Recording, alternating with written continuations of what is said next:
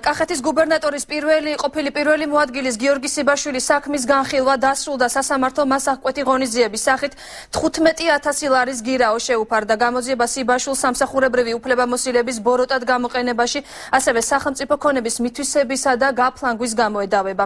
გამოძიება სისხლის სამართლის კოდექსის რამდენიმე მუხლით მიმდინარეობს, რაც 11 წლით თავისუფლების აღკვეთას ითვალისწინებს.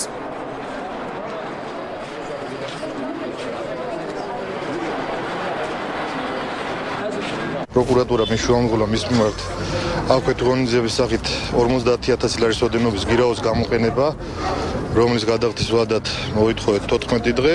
სასამართლომ ნაწილობრივ დააკმაყოფილა პროკურორის შუამდგომლობა და ბრალდებულ გიორგი სიბაშვილის მიმართ გამოყენებული იქნა აღკვეთის ღონისძიება გირაო 15,000 ლარის ოდენობით 30 დღის გადახდის ვადით. როგორც სასამართლო პროცესზე განვაცხადე და თქვენთვის ცნობილია, რომ საკუთარ თავს ვიცავდი მე თვითონ. ბრალდების მხარის შუამდგომლობა იყო დაუსაბუთებელი, უსაფუძვლო, უკანონო. თუმცა მინდა გითხრათ, რომ სასამართლომ ჩემი პოზიცია გაითვალისწინა ნაწილობრივ და აღკვეთის ღონისძიების სახით შემიფარდა გირაო 15,000 ლარი, რომელსაც აუცილებლად გავასაჩივრებ.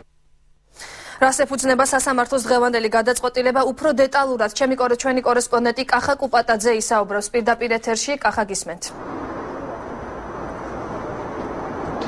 მოგესალმები ნინო. კახეთის ყოფილი გუბერნატორის ყოფილი პირველი მოადგილის გიორგი სიბაშვილის სასამართლო პროცესი რამდენიმე წუთის წინ დასრულდა. პროცესი დღეს 12 საათზე დაიწყო და 2 საათის განმავლობაში მიმდინარეობდა. განაჩენის შესახებ გადაწყვეტილება დღეს 2 საათზე გახდა ცნობილი. თავდაპირველად სასამართლო პროცესზე პროკურატურამ სამი შუამდგომლობა დააყენა. ესენია 50,000 ლარიანი გირაო აღკვეთი ღონისძიების სახით, რომელიც 14 დღეში უნდა გადაეხადა და მორიგი სასამართლო პროცესი კი 45 დღეში ჩანიშნული იყო. მოსამართლე გარკვეულწილად ამოთხოვნებს დაეთანხმა გიორგი სიბაშვილს ნანა ცერცვაძემ 15,000 ლარიანი გირაო შეუფარდა. სასამართლოს დასრულების შემდეგ ბრალდებულმა გიორგი სიბაშვილმა ჟურნალისტებთან კომენტარი გააკეთა და აღნიშნა, რომ ის ბრალდებები, რომელიც პროკურატურის მიერ იყო წაყენებული მის მიმართ, აბსურდია და სიმართლეს არ შეესაბამება. გთავაზობთ კომენტარებს პირდაპირ ეთერში. მხოლოდ და მხოლოდ ერთი დაპირება შეასრულეს პირნათლად, რასაც ქვია საქართველოს წარსულში დაბრუნება. დღეს საქართველოში არის 1937 წელი. დამიჭირეს კლავი მომჭრეს, რატომ კარგი აგიგიას პრინციპით არის პასუხისგებაში მიცემული სიბაშვილი. ამ კაცს დანაშაული არ ჩაუდენია.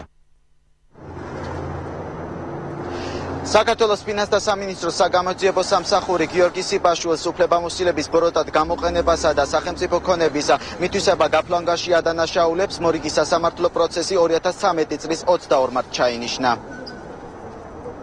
დიდი მადლობა. კახა კუპატაძე საუბრობდა პირდაპირ ეთერში.